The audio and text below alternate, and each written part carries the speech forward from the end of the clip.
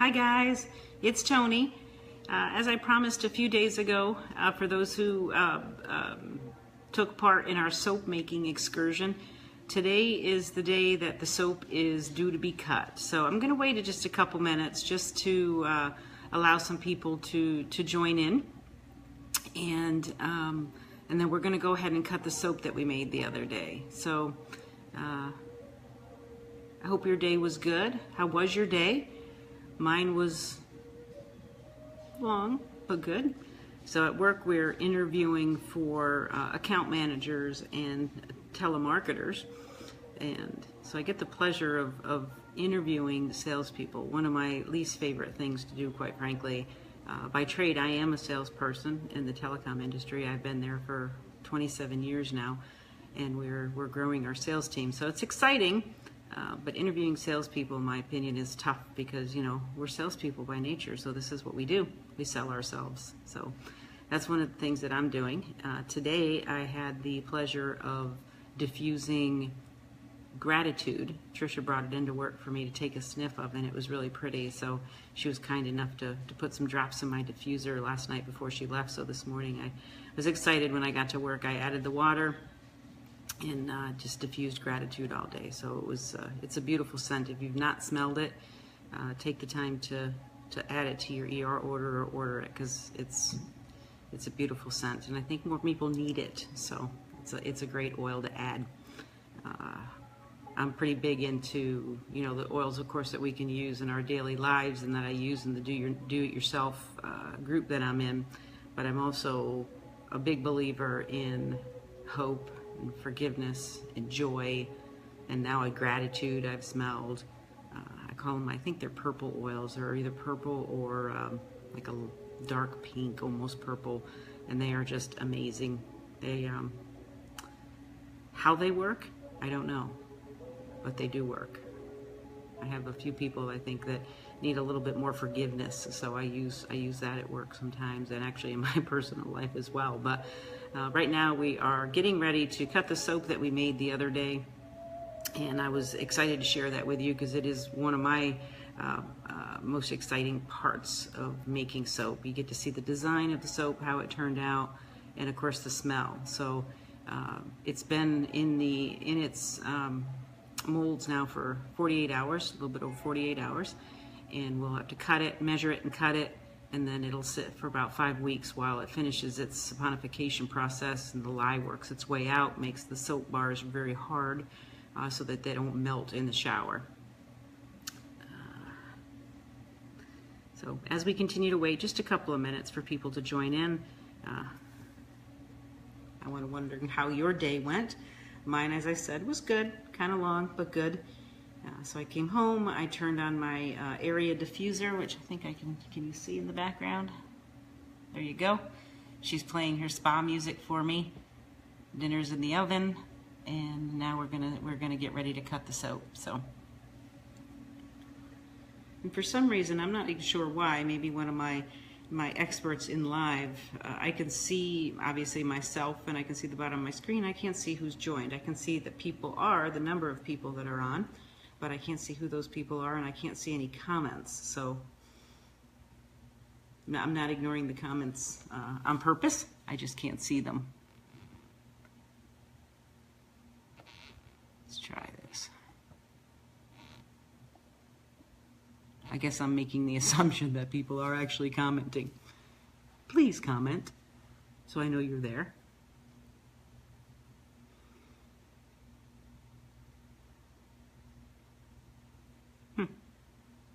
Okay, well, I'm Tony, and we're here tonight to cut the soap that we made together the other day. I did make 2 batches. We made one on Alive.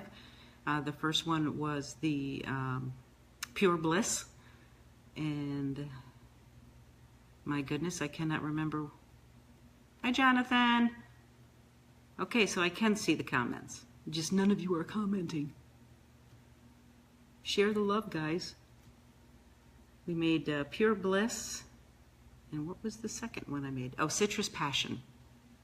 Pure Bliss is a combination of geranium, lavender, and peppermint. And Citrus Passion is orange, grapefruit, and bergamot. in both very popular soaps on my Etsy site. So, all right, well, we're going to go ahead and get started so I don't keep you, because I'm sure you have dinner with your families to take care of. So let's just show you the soap. This is one of the ones that we made the other night. This is the silicone mold that you saw, only now you see the soap is hard because it's been in here for 48 hours.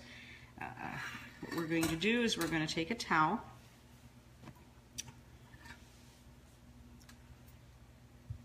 flip it over, and the silicone mold pops right out of this. These I got, I want to say I got them from Essentials Depot. They're fantastic because you can actually, if I'm using more of them, right now I only have 2. I'm hoping at some point my soaping business will be enough where I can justify more, but you can stack them on top of each other so they take up less space and they just they stack nicely. So again, it's just a metal grate that holds the silicone mold, which I find the easiest to use for making, especially bricks of soap. I do have some smaller ones that I use for making little stars, little flowers, little seashells, but most of the time I'm making bricks of soap. And this particular, this size that I have here makes 11 bars of soap. So we went ahead and popped it out of the grate, simply turn it upside down. Let's try it this way first, I'm sorry. Pull the sides of the silicone away from the brick of soap. Pop it out. And if you remember the other night, when we made it, we did it in 2 layers. So we took 25% of the soap and put it into a separate container. And then we mixed some purple mica into it because I'm finding that on my Etsy shop, people get, for some reason, people are funny. If it could be pure lavender, and if they don't see purple in it, they don't kind of believe that it's lavender. So I added a little bit of mica to 25% of the soap batch, and then I add it to the top of the soap. And this is what it turns out looking like. So you could only see it in the container previously. That this is the top where we added the purple at the end. And then you remember we twisted it and used the stick to kind of circle it into the batch itself. So we should have purple within the batch itself. But if you see it from the side, you'll see the purple that we added at the end. And if you look at the top, to me that looks like frosting. So what we're going to do tonight is we're going to cut it, we're going to measure it, and then we're going to cut it. So I have my handy dandy women's measuring tool, and we simply measure it. I'm wondering if can you see that? Pull this out a little farther. There we go.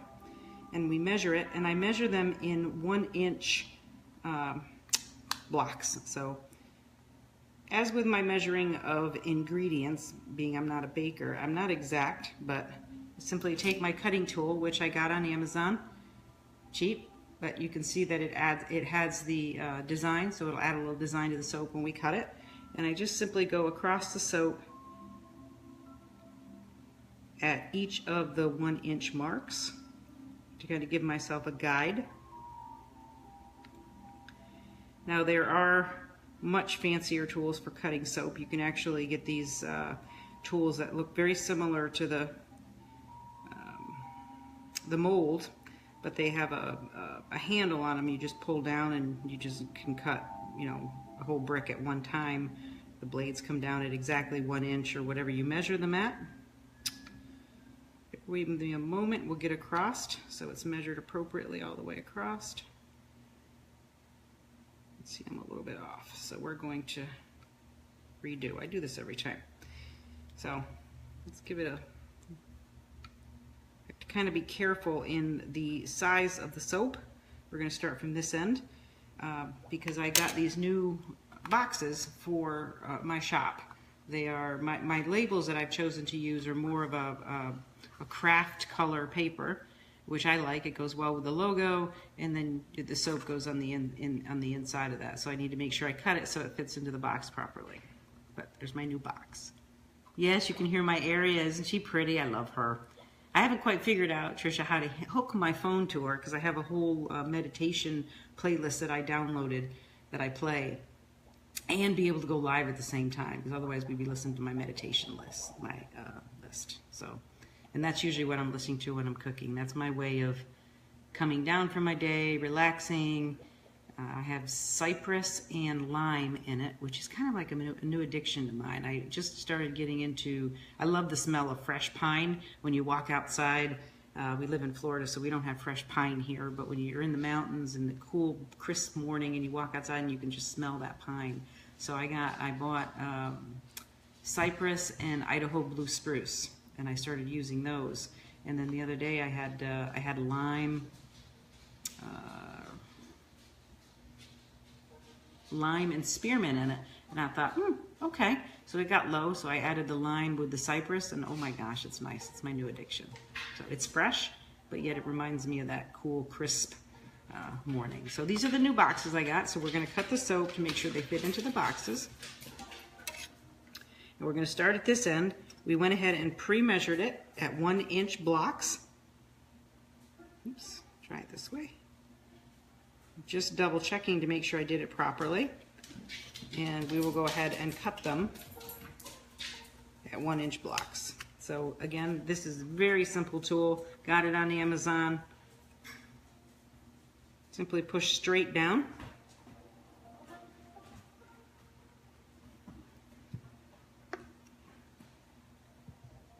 And we'll work our way across.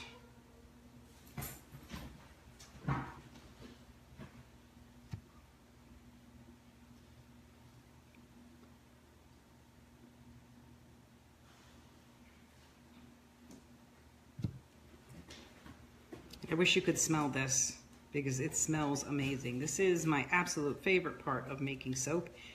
It's not only does it smell fantastic, but it's much better for you. It's less expensive to make, and it's always like Christmas morning. There's always like a surprise, like what is it going to look like, especially when you add color to it.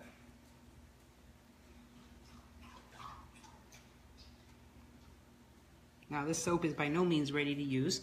When you use the cold processes, which I did the other day, even though you use a crock pot, that's considered a cold process. You're adding the lye to the butter mixtures, and excuse me, you're taking it immediately, well, within a few minutes, and putting it into the silicone mold. So the first few days it's to harden, and then from there it takes 5 weeks to what they call saponification occurs. That's when the lye works its way through the soap, makes the bars hard, excuse me, and so they don't melt in the shower. You can do that differently. When I started out making soap, I started out using the hot process.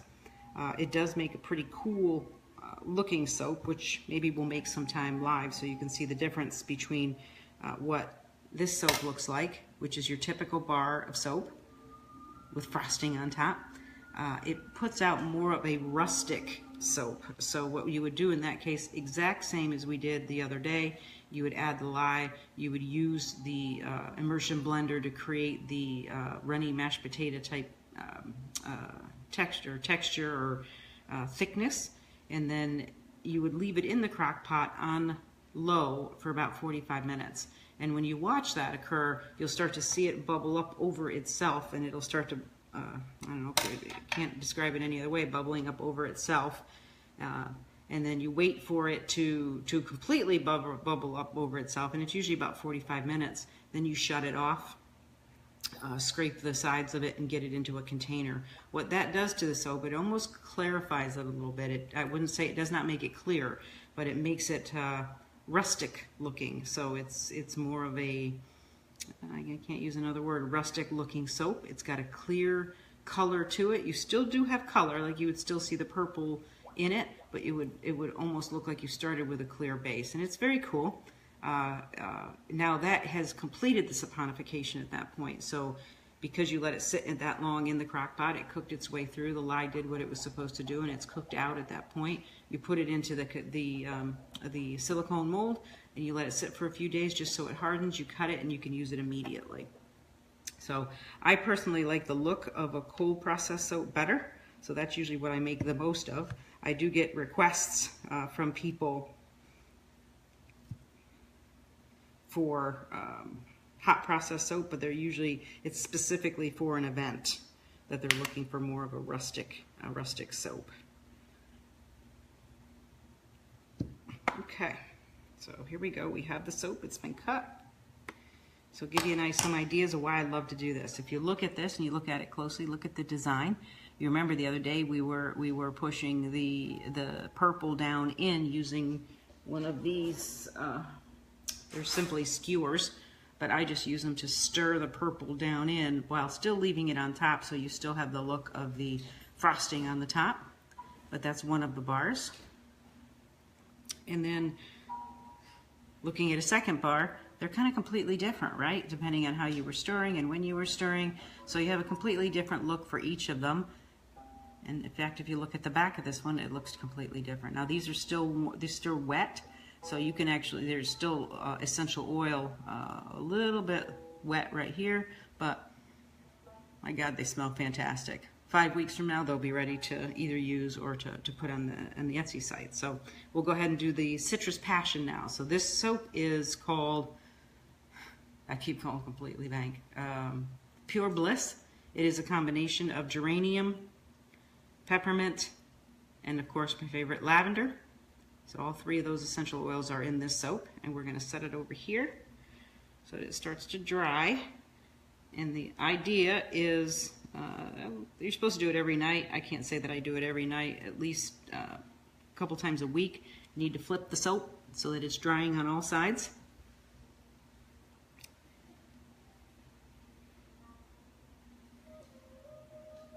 And now we will try the Citrus Passion. Now the Citrus Passion we didn't add any color to. So it's going to be a basic looking soap. Smell wonderful because it is a combination of grapefruit, bergamot, and orange. The same thing we did last time. We're going to take it, we're going to flip it.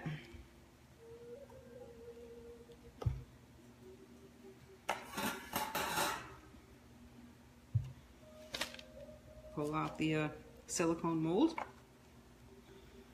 And one of the things I didn't mention the other night, remember we, hi Vicki, hi Laura, we sprayed the top of the soap with a just regular rubbing alcohol. I have a little spray bottle of just rubbing alcohol, and we sprayed the top, and I don't know if I ever told you why. If you don't do that, the top of the soap will get very, very white. Not that that's a bad thing. In fact, sometimes I'll leave it because I'm looking for more of that look. But I wanted to make sure that it had that purple in it. In fact, you can see if you look at it closely, it does have a little bit of white in it, and that's just from the drying process. But by adding the spritz of alcohol, I don't mean drowned it, just spritz the top of it with some alcohol, that avoids that white, very, very white color that can occur from the drying. Okay. This soap looks still a little wet. We're going to do the same thing with it. You can see the brick. See how it doesn't have color in it. It does have color from the oils that was added, quite frankly. So it's got a little bit of a yellowish, orangish tint to it. It's really pretty. It smells fantastic, but it doesn't have any mica or extra colorant added to it. Okay, doing the same thing with my handy dandy woman measuring tool. I actually got this at a trade show one time. Not quite exactly sure what I was going to do with it because it's not big enough really to measure much, but it's perfect for a brick of soap.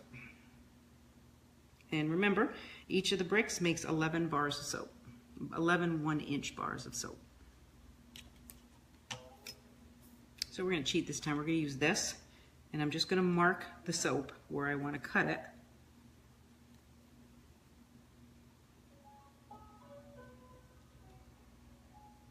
Across.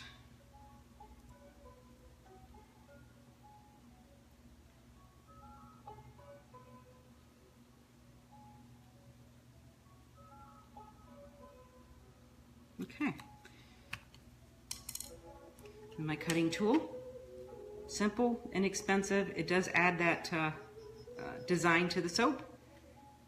I guess I'll point that out again. If you take a look at that, see how it adds the design.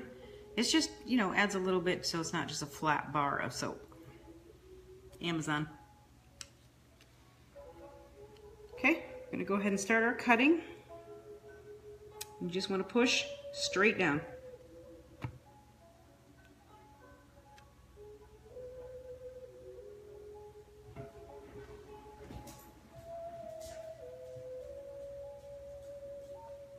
So anybody addicted to any particular TV shows?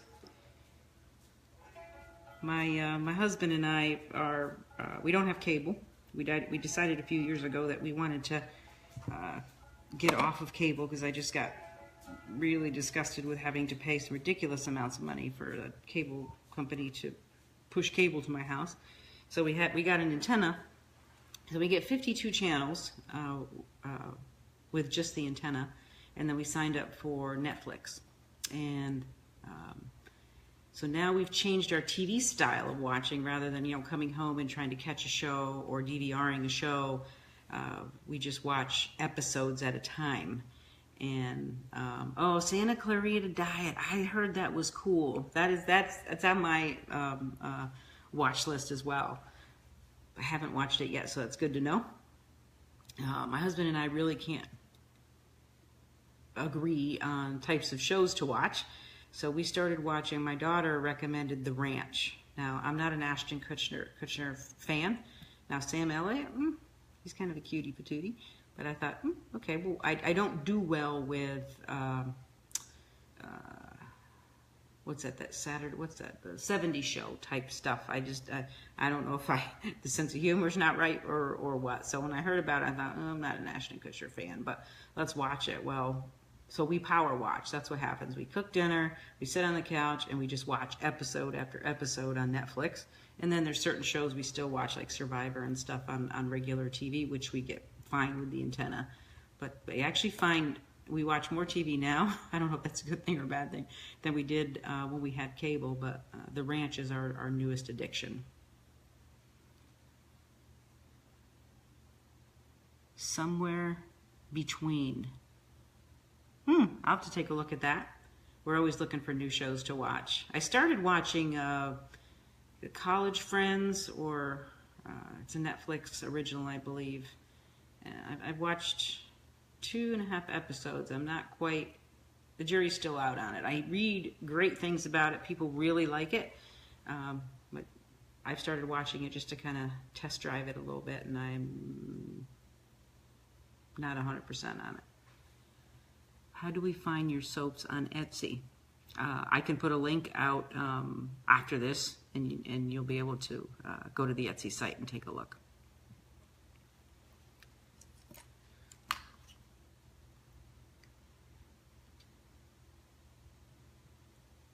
Continue to cut. Any more shows people are addicted to or that I should keep in mind for something to watch? Somewhere in Between. You have to check out Santa Clarita Diet. I've actually seen the commercials for that, and it looks interesting. I think that's the one with the husband and the wife is a vampire or something. They have to feed her a special diet.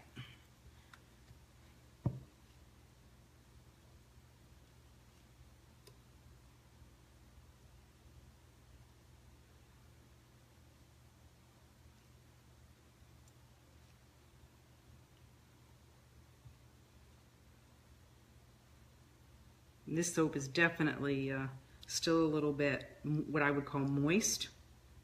And I find that when I use citrus oils. Citrus oils work one way or another. They either harden that soap so quick, still reading, you weren't sold at first but ended up loving it. So that is that the Friends from College show, Trish?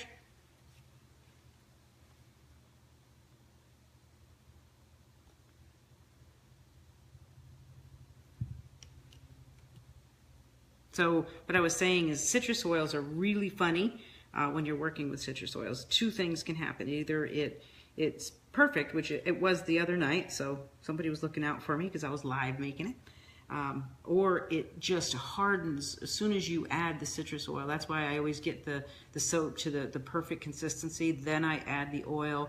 That way I can stir it quickly, and I can tell than if it's going to be one of those, oh, I need to hurry up and get that in the mold, otherwise it's going to harden in the crock pot kind of thing. Or it just, as I said, or it just comes out perfect.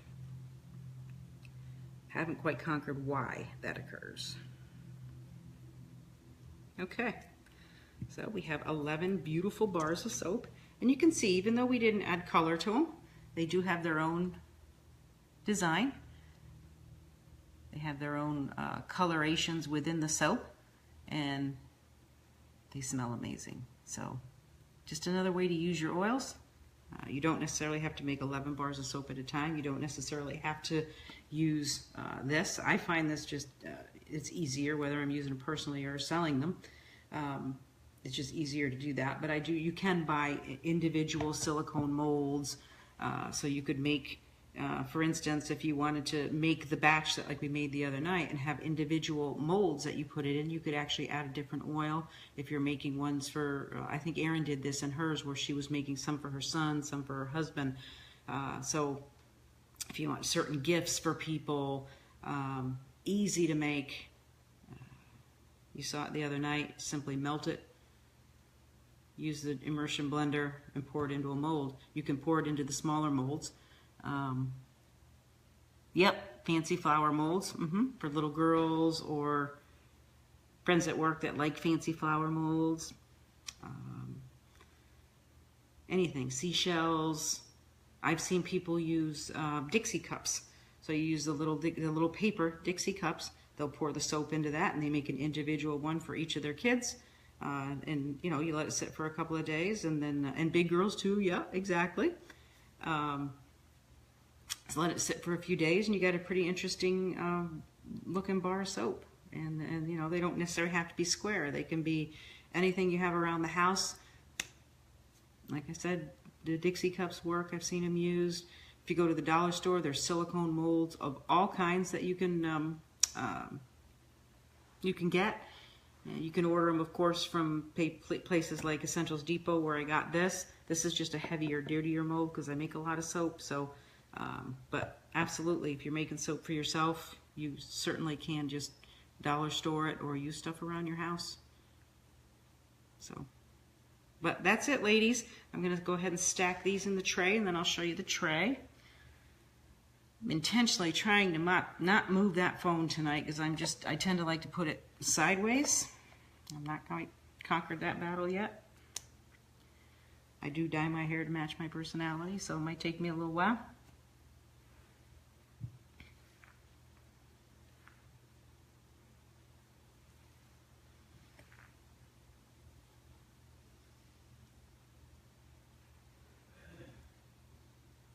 Okay. This is the box that they go in, and I'll share a story with this box. So you'll see this is an empty box and it has a name on it. So it's soap that I have made and I put in my baskets, and I put them in my baskets when I load them up as inventory out to my site, and then they end up in my baskets empty. This is my husband going to grab a bar of soap and just putting the box back. Would soap dyes mess up the quality of the soap? No, I use, you can buy cheaper like liquid dyes. I can't really speak to those. I use mica. So mica is a cosmetic grade. Well, the mica that I purchase is a cosmetic grade. You can buy it from organizations like Brambleberry. For that type of stuff, I would probably stay away from anything liquid that looks like a food coloring, and I don't know that for certain. I've not had a lot of experience with it. Anything that you're adding to the soap itself that is another liquid besides the oil has the potential of whacking out the consistency and the saponification process that occurs. So I use a mica, which is just a simple powder. Measure it, 1 tablespoon to 11 bars. And I get it from brambleberry.com. And you can get all kinds of cool colors. I have purple, I have yellow, I have orange. If you want to do layered soap, for instance, like the other night, if you were watching, if we separated 25% of the batter, the batter into a different carton, we poured 75% it into the mold, and then we poured and we added color to 25% of it and added it to the top.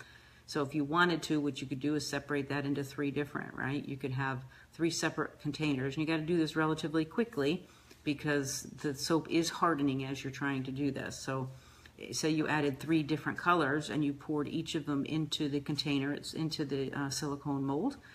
Take your time pouring them in, and then you would have some pretty cool design soap. So I've tried that as well. It works really well with cold process soap. It does not work really well with hot process soap because hot process, you've already done the saponification. It's cooked for 45 minutes. It needs to go into a mold relatively quickly or it will certainly start to harden. If you try to pour it into a container and add color, you better do it relatively quick or you're gonna, it'll start to take on the container's shape and you're not going to get it out of there. So, and that's another thing you could use too. You saw the other morning or the other night, I used I think it was a country crock. You know, you can put, I added 25% into that. I added my color. I could add it to that and just simply add the color and let it sit in the country crock container. And 2 days later, take it out. It's going to look like a pizza. And then just cut your soap into like pies. Think about that for a second. The kids will like a piece of pie. You don't have to necessarily spend money on this type of stuff. So, yeah, and I agree with you, Laura. This is how I actually got into, I'll tell you a quick story and then I'll let y'all go to dinner. This is how I actually got into essential oils, as I started with soap. When we became empty nesters, I thought, you need a hobby, Tony. You need to find something to do. And we all want to be healthy. We're getting older, so too bad we didn't start this when we were younger. We're getting older. We want to be healthy. Let's start removing chemicals. Let's start by making soap. So I started researching how to make soap, and I spent 6 months to a year trying different recipes to come up with consistent soap that was, I could make it either extra sudsy or not so much sudsy when you're using it for your face, but the overall consistency of the soap. I figured that out. And then the essential oils. And I started to research essential oils, and then that's when I discovered the differences between them. So of course I had the ones that you can buy. I never really went to Walmart or anything like that because I knew that there was synthetics in those, but I purchased some that were, you know, like at health food stores or like Fresh Markets and that kind of stuff. And then I started reading about Young Living, and then a few others. And I fell in love with some of the different blends from Young Living. And then I learned what seed to seal was. And I understand why now I can take a bottle of peppermint, even if I buy it from a pretty decent